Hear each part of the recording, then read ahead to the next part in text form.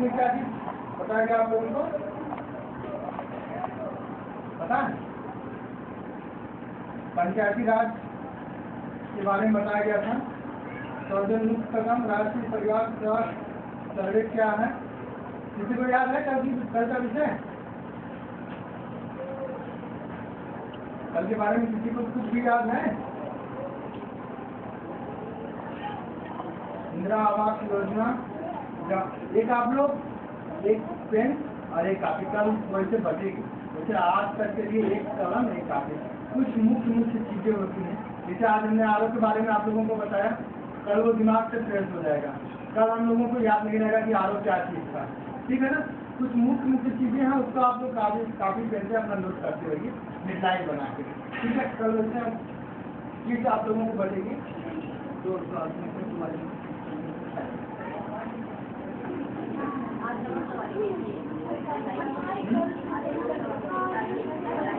आज का विषय आप लोग लिख लीजिए। और शिक्षकों के कल्याण के लिए प्रोग्राम और स्कीम। आज की डेट, कल का वीडियो लोग ना बनाना हो, कल का बना ले। क्या दिन प्रोग्राम चलते हुआ? दूसरा दिन है ना? कल क्या क्या स्कीमें हुई थी? सरकारी काम और व्यर्थ जल का शुद्धिकरण और व्यर्थ ठोस पदार्थ का निष्पादन। तो कल के डेट में आप लोग बना लीजिए, जो कल हो चुका है, ठीक है? और अल्पसंख्यक कल्याण के लिए प्रोग्राम और स्कीम, ये आज का विषय रहेगा।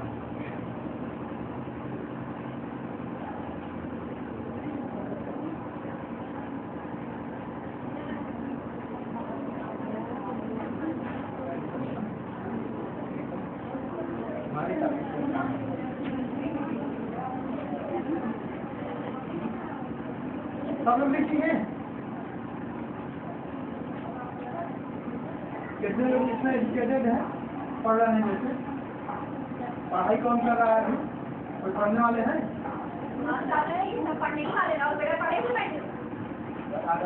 चलिए, आप लोगों के लिए ये स्कीमें हैं, वैसे सबके जानकारी के लिए हम बता रहे हैं।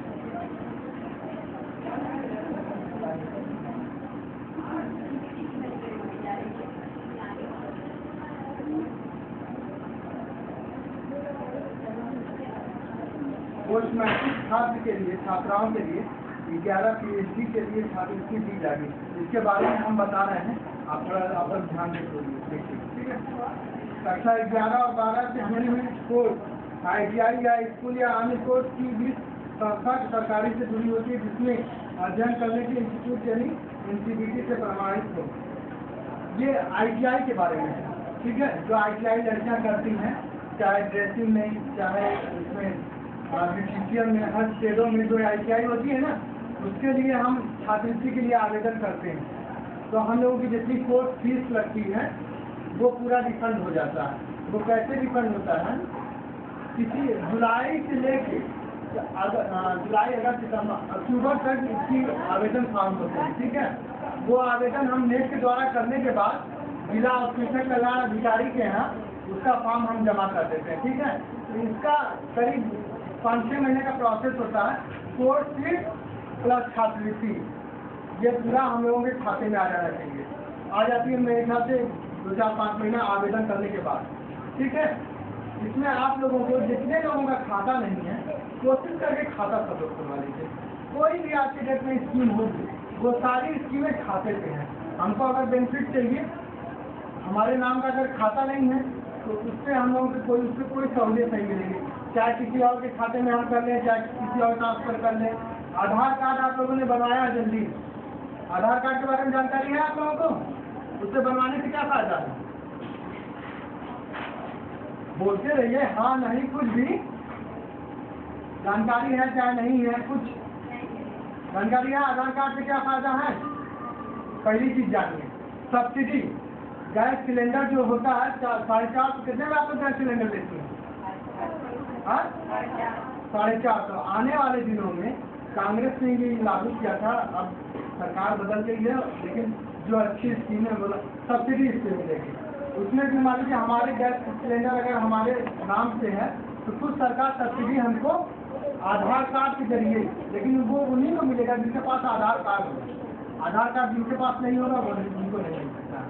दूसरी चीज जान लीजिए, आधार कार्ड अगर हमारे पास है, हम अमेरिका में हो, सऊदी अरब में हो, किसी भी देश में हो, अगर बाय द वे हम खो जाते हैं, यहाँ की सरकार चाहे हमारे घर वाले नहीं जान पाते हैं कि हम कहाँ हैं, तो आधार कार्ड पे जो आँख की रेटिना लगती है, उस रेटिना से सरकार, आप अगर आपके पास आधार कार्ड होना चाहिए, उस वक्त आपके पास है तो आप कहीं भी खो गए हैं, उसको आपको आइडेंटिफाई हो जाएगी कि आप कहाँ पे हैं इस वक्त।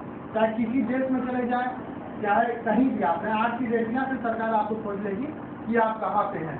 तो इस तरीके से जो लड़के गुमशुदा हो जाते हैं, जो लड़कियाँ पता नहीं कहाँ कहीं चली जाती हैं, चाहे अपहरण हो जाते हैं, चाहे कुछ भी ऐसा हो जाता है, चाहे घर से चली जाती है, अगर उनके पास आधार कार्ड है, कोई मिसगाइड कर दिया, ठीक है ना, तो लड़के लड़कियां जो भी हो, मान लीजिए घर से बाहर चले जाते हैं, तो उनका सरकार तुरंत उनके बारे में जानकारी ले लेगी कि कहाँ पे वो लोग हैं, तुरंत पता चल जाएगा। घर वाले परेशान रहते हैं, ठीक है।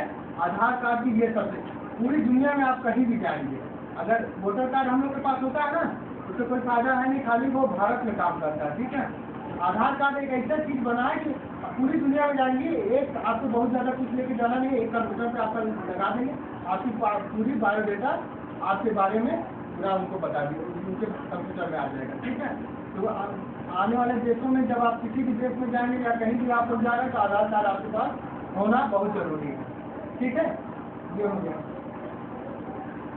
आधार कार्ड से पता चला क्या फायदे हैं। यहाँ गर्मी बहुत है ना,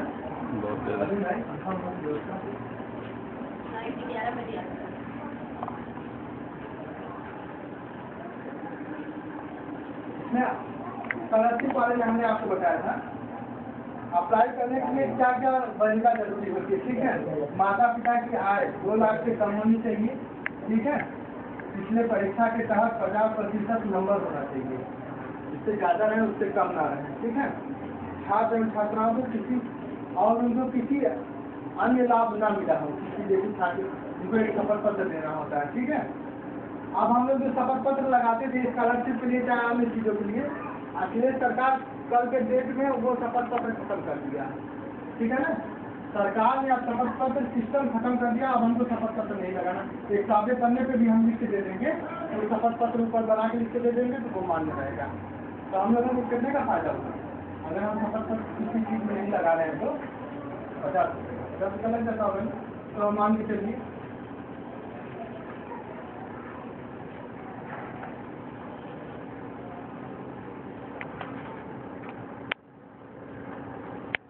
कन्या विद्या धन, पढ़ो विद्या बढ़ो विद्या कितने लोग पाए हैं इसमें, कोई पाया? अरे वो 20,000 रुपया तो मिलता है अल्पसंख्यक से, किसी को मिला? 10 कन्या विद्या धन, इससे पहले कन्या विद्या धन था, वो भी किसी को नहीं मिला।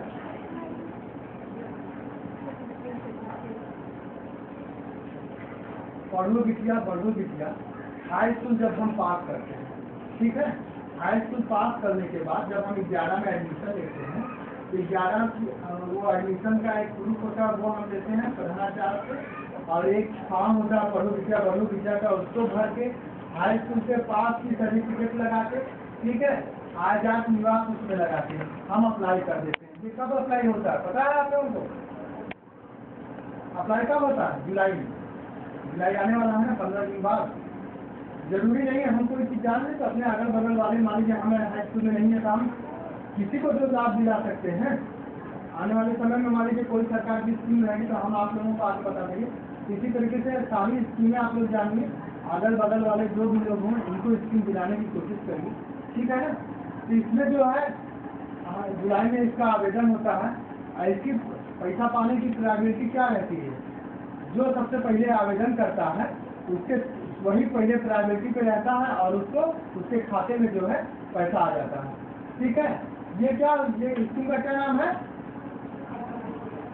फिर बोलिए, पढ़ो विद्या बढ़ो विद्या, ठीक है। कन्या विद्या धन किसके सरकार में था? मायावती राज में था कन्या विद्या धन, आज भी जो चालू है, ठीक है। अखिलेश सरकार ने महत्वपूर्ण एक योजना जो महत्वपूर्ण योजना लागू की,